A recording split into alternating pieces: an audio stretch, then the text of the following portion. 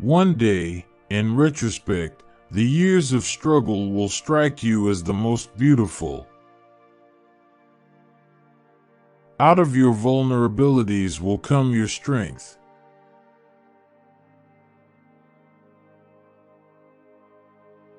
We are what we are because we have been what we have been, and what is needed for solving the problems of human life and motives is not moral estimates, but more knowledge. Love and work are the cornerstones of our humanness.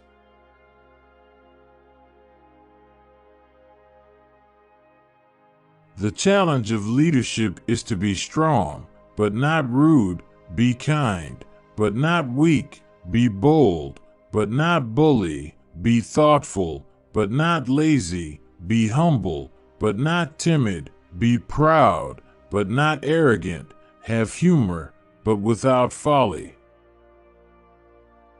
Great decisions in the realm of thought and momentous discoveries and solutions of problems are only possible to an individual working in solitude.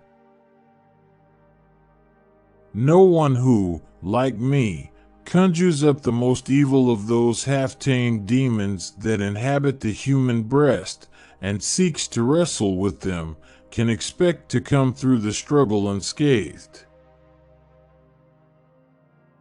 The unconscious of one human being can react upon that of another without passing through the conscious. Men are strong so long as they represent a strong idea. They become powerless when they oppose it. The more the fruits of knowledge become accessible to men, the more widespread is the decline of religious belief. When one does not have what one wants, one must want what one has. The more perfect a person is on the outside, the more demons they have on the inside. Neurotics complain of their illness, but they make the most of it, and when it comes to taking it away from them, they will defend it like a lioness her young.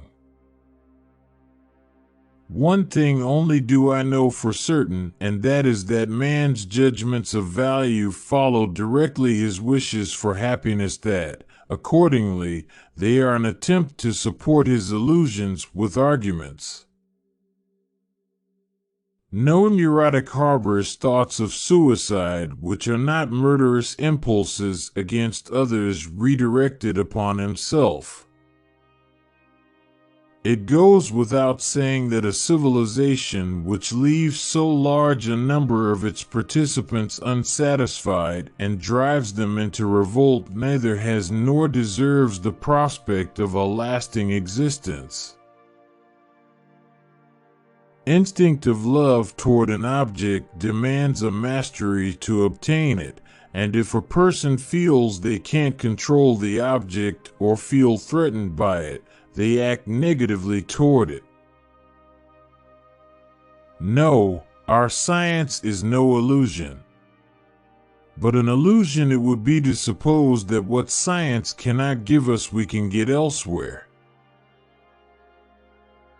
A religion, even if it calls itself a religion of love, must be hard and unloving to those who do not belong to it. Love in the form of longing and deprivation lowers the self-regard. A man should not strive to eliminate his complexes, but to get into accord with them. They are legitimately what directs his conduct in the world. A transference neurosis corresponds to a conflict between ego and ID. A narcissistic neurosis corresponds to that between ego and superego, and a psychosis to that between ego and outer world. Men are more moral than they think and far more immoral than they can imagine. It is a predisposition of human nature to consider an unpleasant idea untrue, and then it is easy to find arguments against it.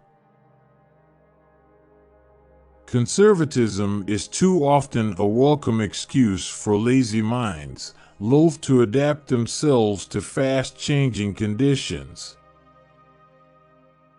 The behavior of a human being in sexual matters is often a prototype for the whole of his other modes of reaction in life. Most people do not really want freedom because freedom involves responsibility, and most people are frightened of responsibility.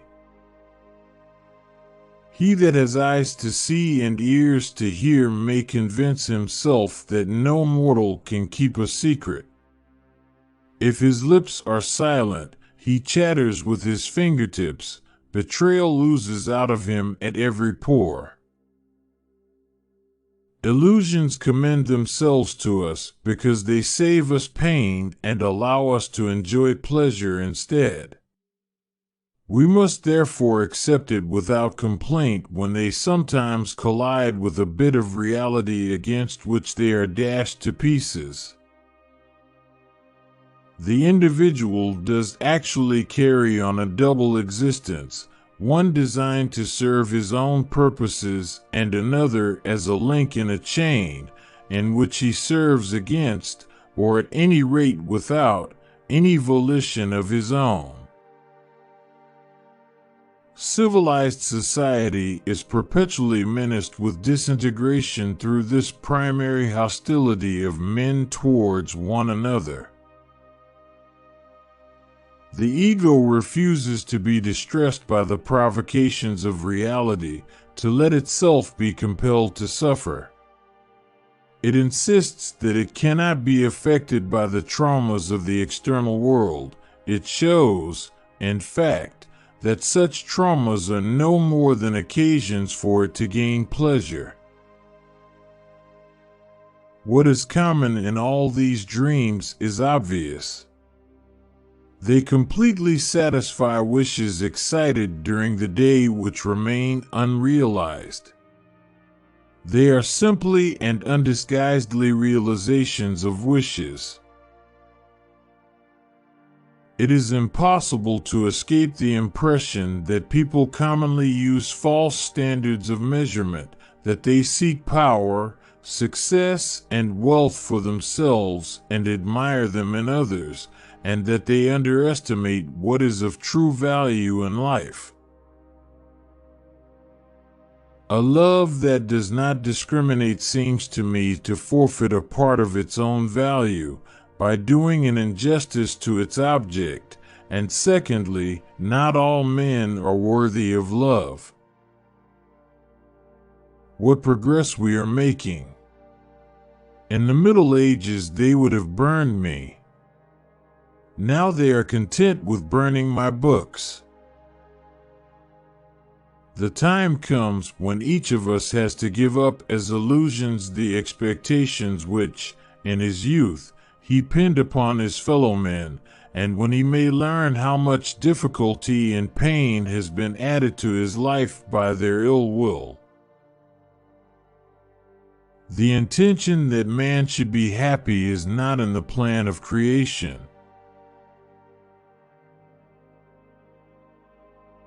Our memory has no guarantees at all, and yet we bow more often than is objectively justified to the compulsion to believe what it says. I never want to belong to any club that would have someone like me as a member. In matters of sexuality we are at present, every one of us, ill or well, nothing but hypocrites. It is impossible to overlook the extent to which civilization is built up upon a renunciation of instinct. The liberty of the individual is no gift of civilization. It was greatest before there was any civilization.